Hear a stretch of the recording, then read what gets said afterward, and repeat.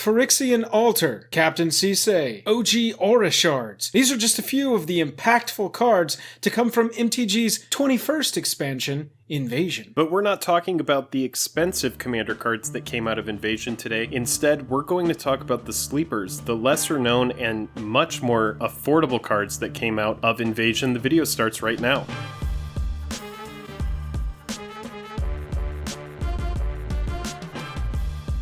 Special thanks to our Patreon supporters who power our channel. Check out our Patreon for monthly giveaways, exclusive content, and even a starring role in our fan fight series. Link in the description below. Hello and welcome to the day. Thank you for spending your time with us. I'm Jake. I'm Joel. Welcome back to another episode of Jake and Joel Are Magic. We've got Commander Sleeper Series for Invasion coming at you real fast, but first, if you like the video by the end of it and you want to see more like it, hit that like button and leave us a comment. Yep, it's the best way to support the channel as we continue to grow. We are talking about Invasion today, a set that has had some pretty powerful cards come out of it. It's not completely a nothing burger set like Prophecy is, that had Rhystic Study only for the longest period of time.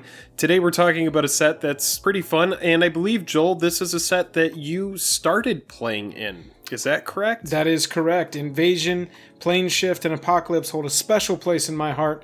Let's jump into our Invasion sleeper picks. So sometimes with these lists, we like to start off with a card that's a featured common or uncommon, or in this case, we have 3 uncommons that we're going to talk about.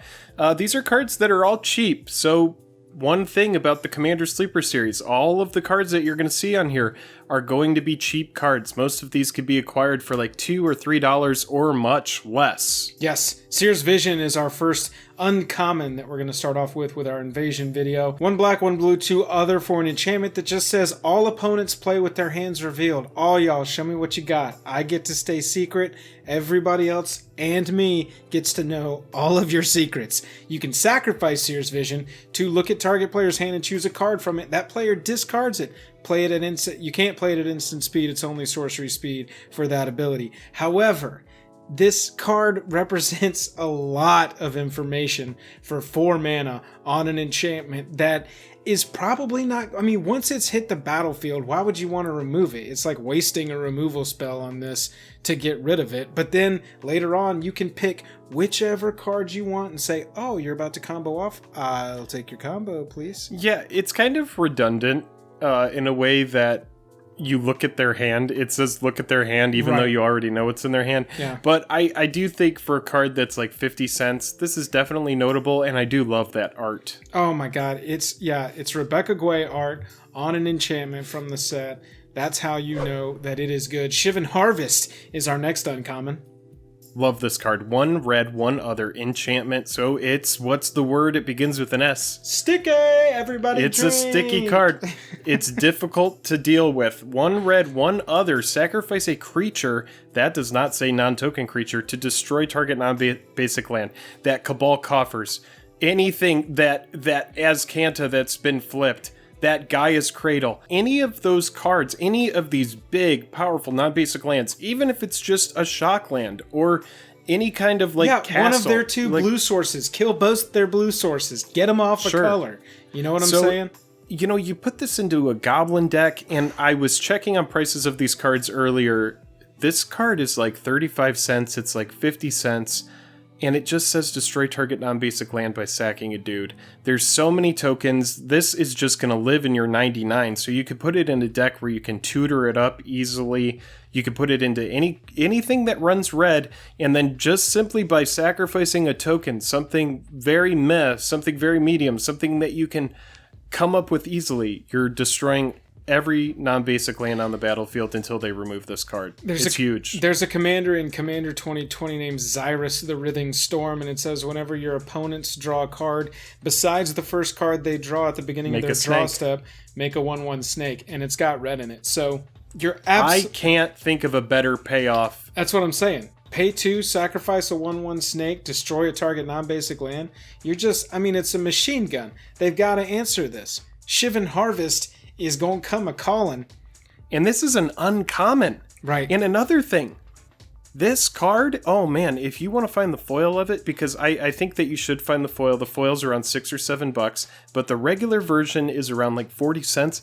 And there's one printing of this card ever, and you're looking at it. Yep, that is it right there. Elfheim Sanctuary, or Elfheim Sanctuary. I'm not going to worry too much about how to pronounce it, but it's 1 green, 1 other for an enchantment that says, at the beginning of your upkeep, you can search your library for a basic land card, reveal it, put it into your hand, and if you do, you skip your draw step. So you can replace your draw step with this card with going and getting a basic land out of your library and putting it into your hand. For 1 green, 1 other, I love this card, Jake. Yeah, it's like a really, really, really janky Sylvan library. Right. But I do love that you can just go get the basic land if that's the phase of the game that you're in. If you're in like, we need land on the battlefield, just need lands. I do not care what I draw. It's very nice. Right, it's very exactly. nice. When you're at the point where all you want to do is draw a land, Elfheim Sanctuary has got your back. Like, that elf has got some rocks going into his back. And people are going to want to remove this, because if you have like a high cost general or something like that, oh yeah, they're like, you're just going to keep grabbing lands with it. Well, and in any deck that you keep your hand filled the whole time, you're just drawing a ton of cards. You just need lands to be playing this out, playing all the cards in your hand out. The Sanctuary is a great way to do that. Those are our uncommons, and we're into the rares, and our first rare, Jake, is Do or Die. Yeah, so this is a very, very cheap 2 face-up piles. Separate all creatures target player controls into 2 face-up piles. Destroy all creatures in the pile of that player's choice.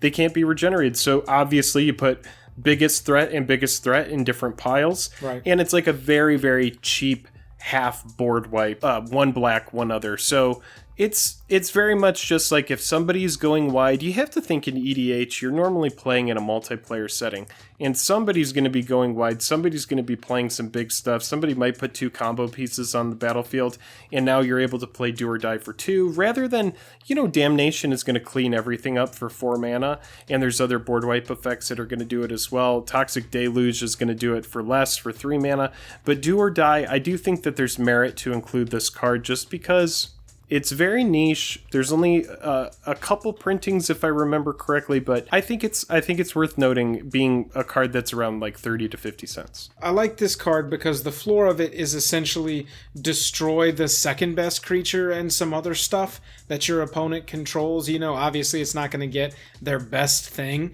but like you said, against a go wide strategy, it could be very mean. And like you said, it's only 1 black, 1 other, and so it's a nice cheap inclusion. I like it. Death or Glory is up next. 1 white, 4 other to separate all creature cards in your graveyard into 2 face-up piles. Remove the pile of an opponent's choice from the game and return the other to play. So you kind of want to you put your best creature over here, you put your second best creature over here, you pair your second best creature with the third and fourth best creature in your graveyard, and then you pair your best creature with the fifth, sixth, and seventh best creatures in your graveyard, and then they're left with a tough decision. It's very, very middle and hard hitting, or their best and some other stuff. Yes, and I like that. I like that about EDH, giving your opponent, this opportunity to kind of do this crazy thing. And I like cards like this. They're fun to me. I know that some players are going to say, oh, anything where your opponent gets to choose is a bummer. Try to avoid it at all costs. Sure. But I think it's fun. I love the art on it. Yeah, I mean, you're always going to, and probably the best play is to run stuff that specifically does what you want it to do. Don't give your opponents choices. Control your destiny yourself. But for as inexpensive as these cards are, you can get some really good effects going if you're looking for some budget options to work into your deck. Yeah, I mean, if you fill up your graveyard and then play that, if you're playing a junk strategy, black, green, white Abzan, fill up the yard, play this card, separate a ton into one pile, a ton into another pile, and then all of a sudden, you might be in a winning position. Right, exactly. Divine Presence is up next, and this reduces all damage that's 4 or more down to 3 across the board for everybody, unilaterally. Yeah, so 1 white, 2 other. If a source would deal 4 damage or more to a creature or player, that source deals 3. And yeah, that can be if you're playing this in a life gain kind of situation where they're trying to beat past the life that you're gaining, oh man, this card can really, really, really put a damper on what your opponents can do. Absolutely. I mean, essentially, until this is removed, all of your 4-button higher creatures aren't getting killed by damage. They can get killed by direct, targeted removal or board wipe. That's not damage-built board wipe. But, I mean, your 4-butts are blocking and attacking without fear of dying pretty much forever, with the exception of Death Touch, right? Yeah. I mean, now, keep in mind, this does affect your creatures as well. Everything. So, yeah. I mean, it affects everything across the board, but I do think that it's an important card for something like, if you're running like a meek kind of deck, a weenie kind of deck, this is the kind of thing that's going to put everything in range of your dude. So yeah, I think it's a good card, and again, it's an enchantment, so it's one of those things that needs to be dealt with, and it sticks around. Yeah, absolutely it does. Tectonic Instability is one that'll stick around as well. We like picking enchantments for this. 1 red, 2 other for a sticky sticker that says whenever a land comes into play, tap all lands its controller controls. Yes, for 1 red, 2 other. It just kind of puts you in this situation where, oh man, control decks hate this. Well, it slows the game down. Right. Control decks really hate this, but non-control decks, it's like play your land last on your turn instead of playing it before you do anything. So it's essentially just pumping the brakes on a regular game, and then against a control deck, it's like, well, if you want to play a land, you're not playing anything at instant speed, I'll tell you that. Yeah, that's absolutely true. And that's what you want to do in red sometimes. You just need that effect. Tectonic Instability reminds me of Price of Glory in that way a little bit, where it shuts off the instant speed interaction and really provides you as the red player, whether this is Gruul or, honestly, even some kind of beady Grixis attack face instead of stay open to counter, more of like removal and discard and mean creatures kind of build. These kinds of red enchantments can really find a home in decks like this. Speaking of a Gruul enchantment that would find a home, how about Overabundance? Whenever a player taps a land for mana, that player adds 1 additional mana to his or her mana pool of the same type, and Overabundance deals 1 damage to him or her. So you get a Punisher effect that every time anybody taps a land, they're taking a damage, even though they are doubling all their mana. Yeah, I like that. It's the price of power. It's the price of overabundance. Right. You must take the damage for your greed. I think the card is great. I think the art on it is excellent, and I really do think that this is the kind of card that's going to thrive in the right deck. If you're playing the big stuff that you are planning to play, a lot of people are going to benefit from having the extra land, but if you're the player whose deck is tuned and built for this card, you're going to be able to go over the top of anything that your opponents play.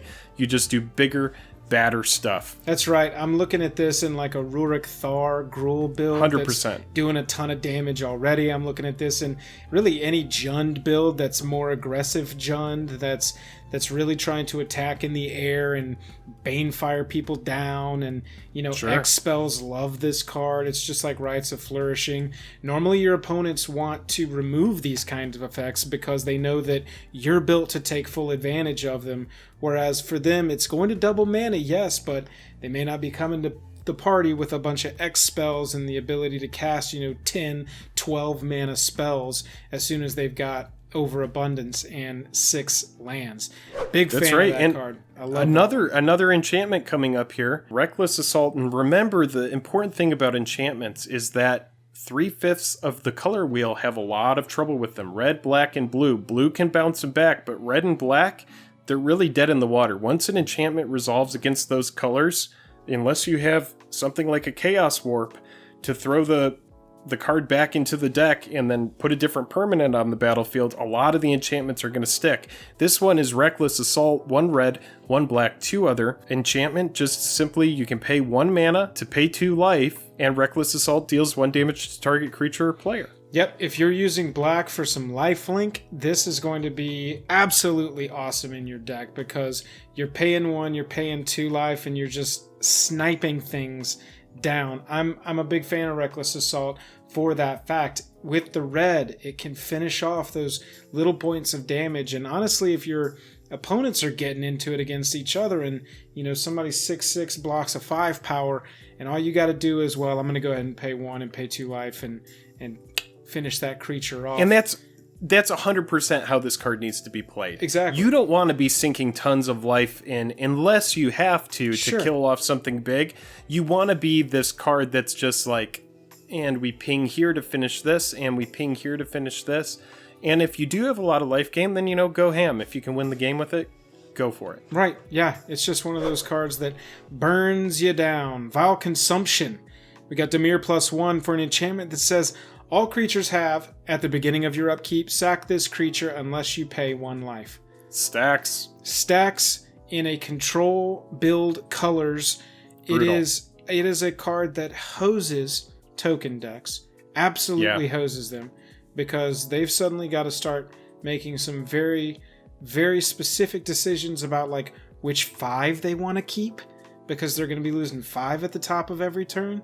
You know, that's a chunk enough. Cards like Painful Quandary that deal 5 damage, that's a chunk enough to start making a difference over a few turns in an EDH game. And so Vile Consumption is one of those stacks cards that, you know, I hadn't seen this card pop up a lot until we were researching this video, and it is one of my favorite on this list. Yeah, and it's really funny. You know, we should just change the name of this series to Enchantment Sleeper Series, because that's pretty much all we've talked about today. No, this card is really good, and that's one of my favorite things about this series, is just finding these old, forgotten about gems that just sit around and collect dust, and then when you read them, you're like, wait a minute. This is actually really, really excellent. Right. This is a playable card, a very playable card, and Vile Consumption definitely is.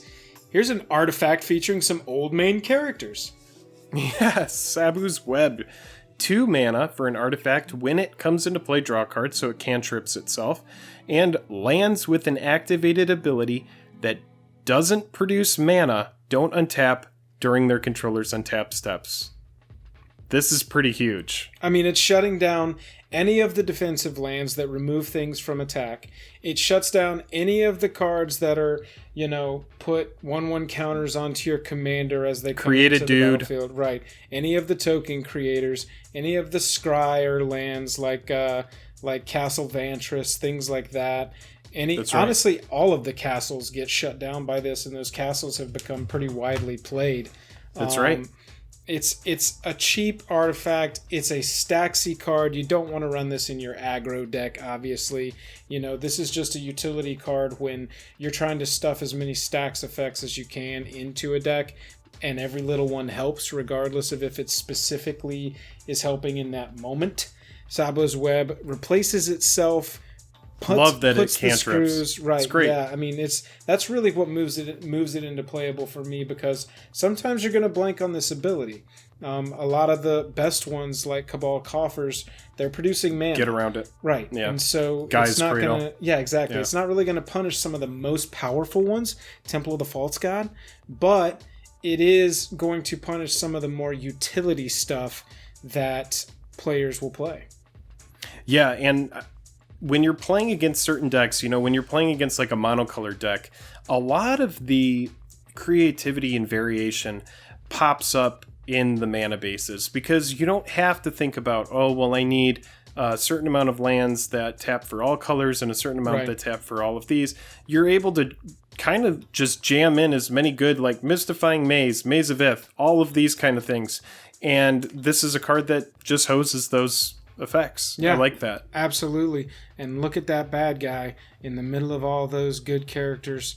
I'm a big fan of that one. Here's a card that's actually been reprinted quite a few times, but we're still a huge fan of it. And if there's any better art on this card, I don't think It doesn't exist. I don't think it exists, honestly. It doesn't exist. This is where the art is for this card. It's route. It's a sorcery for 5, but you can make it an instant for 7 that destroys all creatures and they can't be regenerated.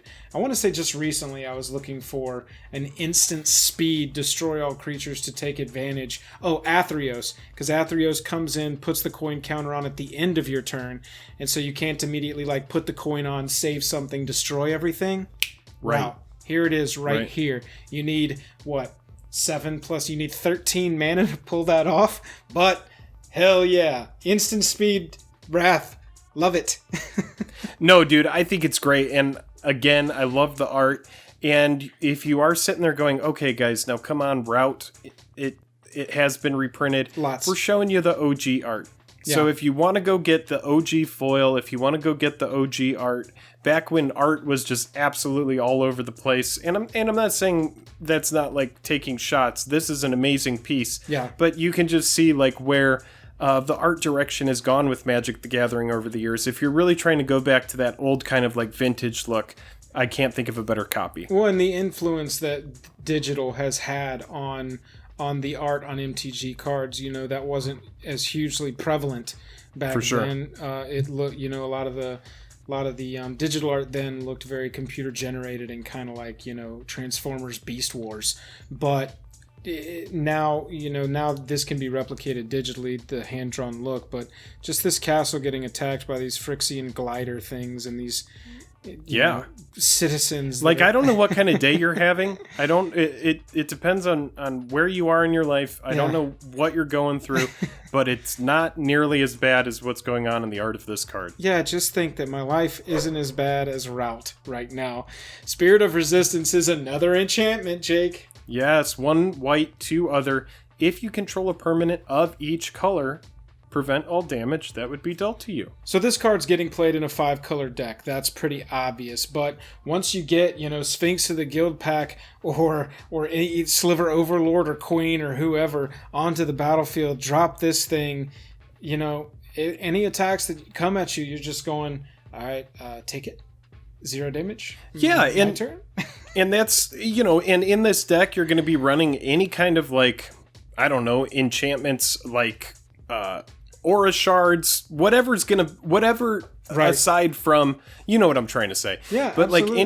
like anything aside from your general, if your sliver gets removed, whatever, most likely you have permanents on the battlefield that are going to satisfy the conditions of this card in order for the damage prevention to be online. Yeah. So depending on your board state, most likely this is going to be online, and it's the thing that is going to have to get removed if your opponents are going to do anything to beat you. 100%. I think the easiest way to turn this on is a card called Transguild Courier. It's a 4-cost, colorless 4, and on the card itself it says Transguild Courier is all colors, even if this card isn't in play. Well, there you go. So Transguild Courier plus Spirit of Resistance right there equals a 2-card combo that's 3 CMC and 4 CMC respectively that is going to prevent all damage to you. And that brings us back around to Seers Vision. We hope that you have enjoyed this list. Is there a card from Invasion that we left out? Please leave it in the comments. Let us know. We think that this is a great list, and all of these cards are super cheap. So if there's any of these that struck a chord with you that you're interested in buying, I would suggest picking them up. And we're not saying that they're going to explode in price and that you should go out and buy all of them. This is just like if you're working on a budget, you want to find some spicy inclusions for your EDH deck, we hope we have helped you find some. Yeah, absolutely. This is one of our favorite series to make because we get to look through old cards like Jake was alluding to earlier. If you like the video and you want to see more like it, hit that like button, hit that subscribe button so you know whenever we drop a new video. If you want to support us further, we got a Patreon. The link is down in the description below. And we're streaming over on Twitch all the time, so go over there, follow us, and hang out. And until next time, I will do more squinty eyes stuff. I'm tapped out. Catch you later.